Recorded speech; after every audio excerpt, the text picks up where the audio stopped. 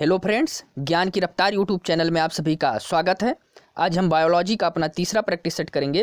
पिछले वीडियोज में हमने बायोलॉजी के 2 प्रैक्टिस सेट कर लिए हैं। यदि आपको उन प्रैक्टिस सेट को देखना है तो मैंने वीडियो के डिस्क्रिप्शन में लिंक दे दिया है, आप वहां पे जाके क्लिक करके उन प्रैक्टिस सेट को देख सकते हैं। यदि आप हमारे चैनल पर नए हैं तो प्लीज़ चैनल को लाइक, सब्सक्राइब, शेयर कर दीजिएगा और बेल आइकन को प्रेस कर दीजिएगा ताकि आने वाले वीडियोज़ का नोटिफिकेशन आप लोगों को मिल सके। चलिए, आज का पहला क्वेश्चन, मनुष्य की जीभ के किस क्षेत्र तक कड़वाहट की संवेदना सीमित रहती है? ऑप्शन है आपका अगला भाग, किनारों का भाग, मध्य भाग या पिछला भाग। तो इसका जो सही आंसर है दोस्तों वह है आपका ऑप्शन नंबर डी, पिछला भाग। दोस्तों, जो आपकी जीभ होती है इसके ऊपरी सतह पर कई छोटे छोटे अंकुर दाने होते हैं जिन्हें हम स्वाद कलिकाएं कहते हैं। यहाँ देखिए, इमेज में आपको स्पष्ट हो जाएगा, ये इमेज दिया हुआ है। यहाँ पे देखिए इस इमेज को, ये आपकी हो गई जीभ। यहाँ पे ध्यान से देखिए, जो आपका ये छोटे छोटे दाने आपको यहाँ दिखाई देंगे, ये आपके क्या होते हैं? यही आपके जो छोटे छोटे दाने होते हैं, यही स्वाद कलिकाएं होती हैं। अब देखिए कि कौन सा स्वाद किस भाग में आपको जीभ के द्वारा पता चलता है। देखिए यहाँ सबसे आगे जो है, सबसे आगे आपको दिया हुआ है स्वीट, यानी कि मीठे का स्वाद। यानी कि जो आपका जीभ है उसका जो अगला भाग होता है सबसे, वहाँ पे आपको मीठे का स्वाद मिलता है। इसके बाद आप थोड़ा सा नीचे जाइए, नीचे मतलब किनारे के साइड में, तो आप यहाँ देखिए, यहाँ साल्ट दिया हुआ, मतलब कि आप जब अपनी जीभ के स्वीट वाले भाग से थोड़ा सा नीचे जाएंगे तो वहाँ आपको साल्ट जैसी स्वाद देखने को मिलते हैं।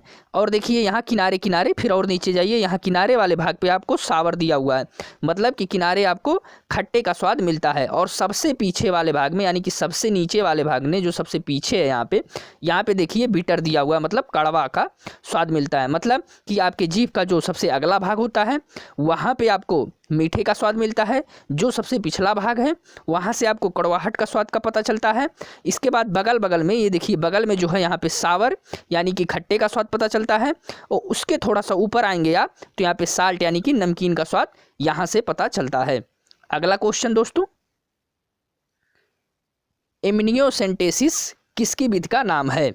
ऑप्शन है आपके गर्भ में शिशु की दशाओं का पता लगाने के लिए, अमीनो अम्ल अनुक्रम का पता लगाने के, या गर्भपात प्रेरित करने का, या कृत्रिम गर्भाधान।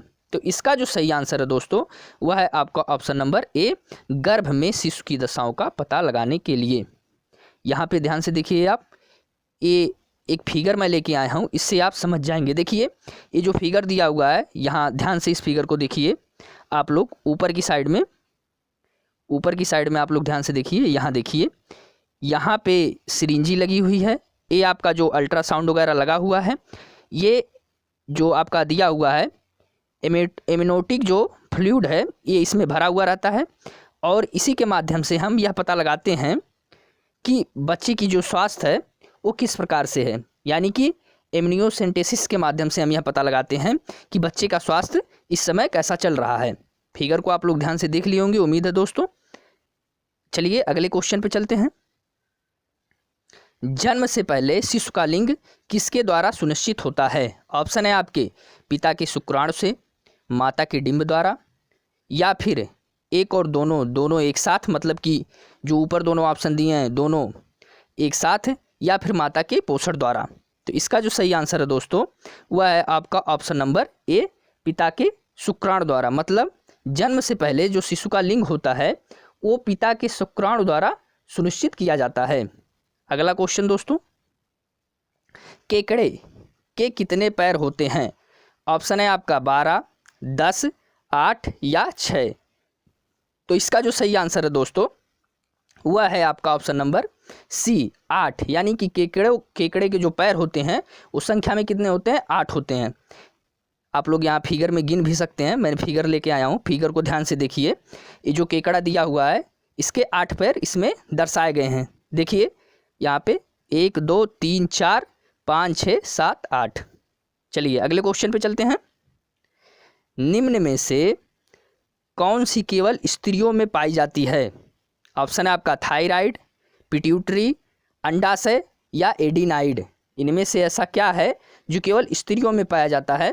तो इसका जो सही आंसर है दोस्तों वह है आपका ऑप्शन नंबर सी, अंडाशय, मतलब ओवरी। अंडाशय जो है दोस्तों वो केवल मादा यानी कि स्त्रियों में पाया जाता है। यहाँ देखिए ध्यान से आप लोग, ये मैं इमेज लेके आया हूँ ओवरी का, ये अंडाशय दिया हुआ है, यह केवल मादा स्त्री जनन तंत्र में ही पाया जाता है। और इसी प्रकार जो नर होते हैं दोस्तों, उनमें प्रजनन तंत्र में वृषण एवं वृषणकोश, अधिवृषण, शुक्रवाहिका, शुक्राशय, ये सारी चीज़ें जो होती हैं वो मनुष्यों में पाई जाती हैं। अगला क्वेश्चन, पौधों में जल का परिवहन किसके माध्यम से होता है?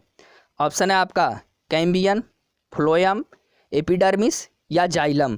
तो इसका जो सही आंसर है दोस्तों वह है आपका ऑप्शन नंबर डी, यानी कि जाइलम। दोस्तों जाइलम जो होता है वो पानी तथा खनिज लवण को जड़ से पौधों के अन्य भाग तक पहुंचाता है।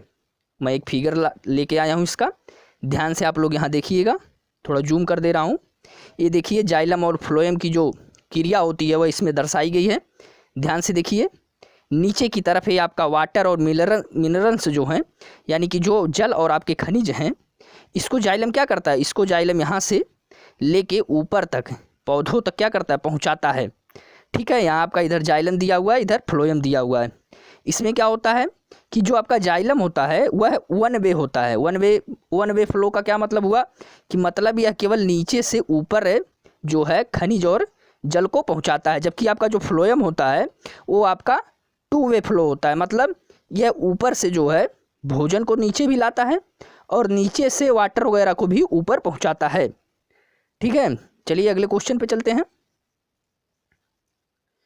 उत्तेजना के समय निम्न में से कौन सा हार्मोन अधिक मात्रा में उत्सर्जित होता है? ऑप्शन है आपका कोर्टिसोन, सीरोटोनिन, एड्रेनलिन या एस्ट्रोजन। तो इसका जो सही आंसर है दोस्तों वह है आपका ऑप्शन नंबर सी, एड्रेनलिन। मतलब कि उत्तेजना के समय जो आपका एड्रेनलिन होता है, यह जो है अधिक मात्रा में हार्मोन का उत्सर्जन होता है। इस हार्मोन का यहाँ देखिए स्ट्रक्चर में देखिए, फिगर में लेके आया हूँ, ये आपका दिया हुआ है एड्रेनलिन। यहाँ पे देखिए ये आपका फिगर बना हुआ है। यहाँ C9H13NO3 जो है इसका रासायनिक सूत्र है, और इसको जो हम दोस्तों एक दूसरी भाषा में हम इसको एपिनेफ्रिन बोलते हैं। यहाँ देख लीजिए, एपिनेफ्रिन बोलते हैं, ये आपका आई है, फेरिन बोलते हैं। ठीक है, एपिनेफ्रिन बोलते हैं। इसके बाद दोस्तों अगला क्वेश्चन,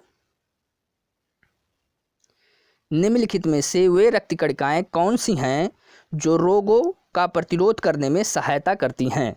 ऑप्शन है आपका श्वेत कोशिकाएं, एक केंद्रक रक्त कोशिकाएं, न्यूट्रोफिल यानी कि उदासीन रागी, या फिर आपकी जो ऑप्शन लास्ट वाला ऑप्शन है लसिका कोशिकाएं। तो इसका जो सही आंसर है दोस्तों वह है आपका ऑप्शन नंबर ए, श्वेत कोशिकाएं। अब ध्यान से इस चीज़ को देखिए दोस्तों, मैं एक फिगर लेके आया हूँ, आप यहाँ पे ध्यान से समझिए इसको। देखिए ये आपका फिगर दिया हुआ है, फिगर के बगल में मैं कुछ बता दे रहा हूँ आपको। मान लीजिए आपका ये ब्लड है, ब्लड आपका दो पार्ट में डिवाइड होता है, दो पार्ट से मिलके बना हुआ होता है। क्या, एक आपका होता है प्लेटलेट्स, दूसरा आपका होता है सेल्स यानी कि ब्लड सेल्स यानी कि कोशिकाएं। प्लेटलेट्स जो होता है दोस्तों, इसका आपके ब्लड में 55% योगदान होता है। और आपकी जो ब्लड सेल्स होते हैं ये 3 टाइप के होते हैं। 3 टाइप के कौन कौन से होते हैं? देखिए, पहले आपका होता है रेड ब्लड सेल्स, फिर आपका होता है वाइट ब्लड सेल्स, और तीसरा जो होता है आपका वो होता है प्लेटलेट्स। इसका जो परसेंटेज होता है वो 45% होता है। यहाँ पे बगल में देखिए ये आपका एक ब्लड दिया हुआ है, ब्लड में आप देखिए यहाँ आपका रेड ब्लड सेल्स है, यहाँ आपकी जो ये नीचे फिगर दिया हुआ है आपका प्लेटलेट्स है, और यहाँ पे जो देखिए आपका ये प्लाज्मा दिया हुआ है, और इसी बीच में ये देखिए वाइट कलर का आपका ये वाइट ब्लड सेल दिया हुआ है। चलिए दोस्तों अगला क्वेश्चन, निम्नलिखित में से वह कौन सी ग्रंथि है जो शरीर को ताप अस्थायी रखती है? ऑप्शन है आपका पीनियल ग्रंथि, पीयूष ग्रंथि, औटू ग्रंथि या हाइपोथैलेमस। तो इसका जो सही आंसर है दोस्तों वह है आपका ऑप्शन नंबर ए, पीनियल ग्रंथि। दोस्तों जो आपकी पीनियल ग्रंथि होती है वो आपके अग्र मस्तिष्क के पृष्ठीय ऊपरी भाग में स्थित होती है। अब मैं फिगर लाया हूँ इसका भी फिगर आप लोग देख लीजिए। देखिए ये आपकी जो है वो पीनियल ग्लैंड है, ध्यान से देखिए इसको। यहाँ पे देखिए आप, यहाँ पे ब्रेन दिया हुआ है आपका, यहाँ बीच में देखिए ये आपकी पीनियल ग्लैंड है दोस्तों। पीनियल ग्लैंड जो होती है आपके अग्र मस्तिष्क के पृष्ठीय भाग में स्थित होती है। पीनियल ग्लैंड जो होती है ये एक हार्मोन स्रावित करती है। उस हार्मोन का जो नाम है वह है मेलेटोनिन। मेलेटोनिन हार्मोन, यहाँ देखिए नीचे दिया हुआ है मेलेटोनिन हार्मोन। अच्छा, यह मेलेटोनिन हार्मोन करता क्या है दोस्तों? मेलेटोनिन हार्मोन हमारे शरीर की जो दैनिक क्रियाएं होती हैं, इनका जो नियमन होता है, इनको जो हम दैनिक अपनी क्रियाएं करते हैं, इनमें इसका महत्वपूर्ण योगदान होता है। जैसे जब हम सोते हैं, जागते हैं, ये सारा जो हम काम करते हैं, ये जो निर्धारण होता है इसका निर्धारण हमारे जो मेलेटोनिन हार्मोन होता है उसी के माध्यम से होता है। और इसके अतिरिक्त क्या होता है? इसके अतिरिक्त जो होता है दोस्तों, वो मेलेटोनिन में उपापचयी वर्णकता यानी कि जो हमारा रंग निर्धारण होता है, ये सारी चीज़ें इसमें आती हैं। चलिए दोस्तों, अगला क्वेश्चन। इमेज को आप लोग ध्यान से देख लीजिए। यहाँ आपका पीनियल ग्लैंड था, यहाँ आपका पीनियल ग्लैंड दिया हुआ है, और ये जो करता है ये मेलेटोनिन हार्मोन का स्रावण करता है। अगला क्वेश्चन, मानव डिंब में गुणसूत्रों की संख्या होती है। ऑप्शन है आपका 24, 46, 48 या इनमें से कोई नहीं। तो इसका जो सही आंसर है दोस्तों वह है आपका ऑप्शन नंबर बी, 46। दोस्तों, जो आपका मानव डिंब में गुणसूत्रों की जो संख्या होती है वो 23 जोड़ा मतलब दुगना, यानी कि 23 दूना 46 होता है। यहाँ ध्यान से देख लीजिए आप लोग, नीचे की साइड में ये जो फिगर लेके आया हूँ इसमें आपको ये गुणसूत्र दिख रहे होंगे। यहाँ देखिए 1 2 3 4, यानी कि ये जो है वो जोड़े में है, एक में 2 गुणसूत्र हैं। यहाँ देखिए लास्ट वाले में ये जो 23वां वाला इसमें स्पष्ट किया हुआ है, ये यक्स हो गया और ये वाई हो गया। मतलब मनुष्यों में जो गुणसूत्र होते हैं, जो क्रोमोजोम होते हैं, वो यक्स और वाई पाए जाते हैं, और जबकि स्त्रियों में यक्स पाए जाते हैं। तो दोस्तों, उम्मीद है कि ये वीडियो आप लोग को पसंद आया होगा। दोस्तों, यदि आपको इसका PDF चाहिए तो आप हमारे टेलीग्राम चैनल ज्ञान की रफ्तार विद धीरज पांडे पे जुड़ सकते हैं, और वहाँ इस बायोलॉजी जो मैंने कराया है इसका आप PDF प्राप्त कर सकते हैं। यदि आप लोगों को ये वीडियो पसंद आया है तो प्लीज़ वीडियो को लाइक कर दीजिएगा और चैनल को सब्सक्राइब कर दीजिएगा यदि नए होंगे, और बेल आइकन को प्रेस कर दीजिएगा ताकि आने वाले वीडियोज़ का नोटिफिकेशन आप लोग को मिल सके। थैंक यू दोस्तों।